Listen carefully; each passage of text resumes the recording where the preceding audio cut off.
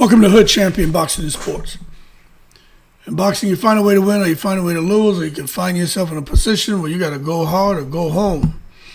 And that's the position that Chris Eubank Jr. is in, and that's the position that Edgar Berlanga is in. You know, these guys really had to go hard or go home, man.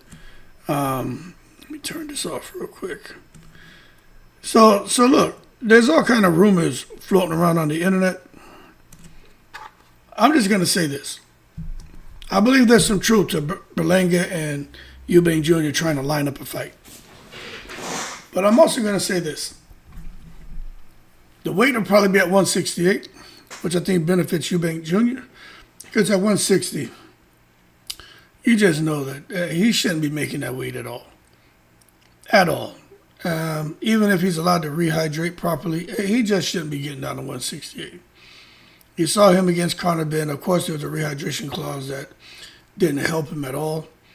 But the bottom line is I don't even think he should be trying to get down to 160 anymore, and 168 could be a great weight for him. Now, for Edgar Berlanga, 168 is probably a bad weight for him because he's a pretty big cat, man. He should probably be at 175. But they're going to do what they want. I just know for me, hopefully they can make the fight at 168 pounds. And the matchup is a bit intriguing because both fighters are big personalities, big punchers, looking for relevance at the elite level, and they don't want their careers to come to an end. A lot of us feel that Edgar Berlanga, he ended up getting a monster payday very early in his career facing Canelo. Didn't look like he was trying to win. Then thought he was on top of the world after that. Then got humbled, badly by Hamza Shiraz. But I'm going to tell you, stylistically, this fight is way more complicated than fans may realize for those who think Berlanga is just going to get in there and walk through Chris Eubank Jr. Because Berlanga does have power. I personally think that 168 pounds could favor Eubank Jr. It's his natural size advantage, and it may not be what people think. People assume Berlanga is the bigger fighter. But Chris Eubank Jr. has spent years fighting between 160 and 168, being very comfortable. But 168 to me is probably the sweet spot right now. Now, some of his advantages are going to be that strong engine and conditioning, experience fighting at a championship pace. Excuse me. And then he's durable. He's fought multiple high-level middleweights and super middleweights, giving him experience that Berlanga still lacks. But again, the wear and tear on Chris Eubank Jr. is something that we're going to have to pay attention to. Now, when I was saying 168 could hurt Berlanga, all I'm saying is he may have outgrown the weight. He looked, he's a big guy, man, like 6'2". Most analysts believe his natural home probably about 175. I agree with that. But, man, when you're cutting down to 168, energy gets depleted, reduced punch output, slower recovery during rounds, less explosiveness later in the fight, and it affects your punch resistance. And you're just seeing what happened with him and Hamza Shiraz. I'm not trying to take away from Hamza Shiraz's power, but Berlanga just, I don't know. He was fighting the wrong fight, or maybe he was caught up in his own hype. I really don't know. But it looks like he entered the ring a bit drained. And if he enters the ring drained against Eubank Jr., that could completely change the fight. Now, the biggest problem Berlanga faces, power alone probably won't win this fight. Early in his career, 16 first-round knockouts. He's not that guy anymore. Competition has improved.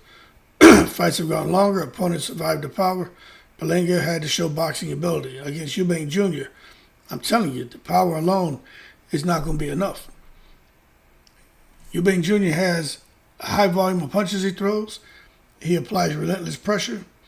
And he does have a good chin. But if Berlanga lands something clean, I just wonder if Eubank can stand up to that. Again, Eubank has been through a whole lot in his career. Tough, durable, not going to quit. But at 168, I think, for those who are thinking, well, Conor Ben was able to hurt him and drop him. Eubank Jr. at 168 being able to fully rehydrate to whatever he's going to rehydrate to, that's a different animal than the guy who was in those two fights with Conor Ben. So if Berlanga can't score an early knockout, the fight could become very uncomfortable for him. Now, as far as Eubank Jr., what are you going to try to do? I don't know. I think every fight's different. But you probably want to throw a high volume of punches, fast combinations, put some pressure on Berlanga, and see if Berlanga can keep up with the pace and just try to catch Berlanga with something he doesn't see. Because we know Berlanga is going to be coming there looking to knock him out. And Eubank Jr. thrives in fights where the opponent slows down, exchanges become frequent, and conditioning becomes a factor. So I think by the time you see rounds 7 through 12, Eubank Jr. could be in full control of the fight, and Berlanga may need a knockout. But I'm going to tell you this, Berlanga is going to need top-notch conditioning if he wants to win this fight. Top-notch conditioning. Can't fight emotional. Can't allow himself to get pulled into a high-volume war. That's catastrophic, man. You got to invest in that body. Try to slow down Eubank Jr. Use that jab. He has a really good jab. Keep the distance. And just fight patiently. Don't be in there looking for a one-punch knockout, because that could backfire. If Berlanga becomes impatient, he can walk directly into Eubank Jr.'s tempo. And that's what he can't afford to do. So there's a lot at stake for both fighters. For Berlanga, I just think this is career defining. He's lost a lot of momentum. And he's been heavily criticized. But if he can win this and put him back in major middleweight conversations, it could lead to bigger fights. But if he loses, we just got to say his ceiling as a fighter, he plateaued. And his power wasn't enough for him to win competition because he doesn't have the skills needed to compete at an elite level. And for Eubank Jr., it'd just be a major career resurrection. And this is the opportunity he's looking for. He still wants that Canelo fight. I think Eubank Jr. and Canelo is a really big fight. And a win over Berlanga could get Eubank Jr. a step closer to Canelo. So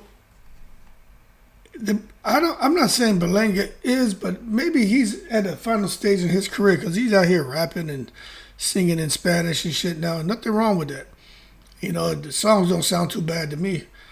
But what I'm saying is he may be at the end of his career too, because he just seems to be all over the place. It doesn't seem to be focused.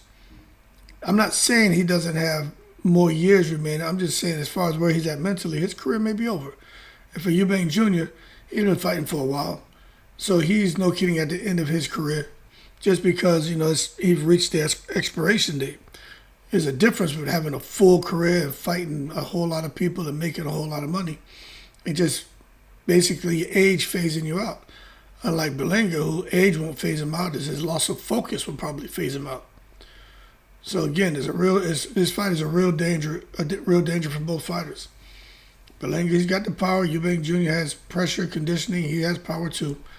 But both men can look very spectacular. But I think it depends on the weight cut, stamina, pace of the fight.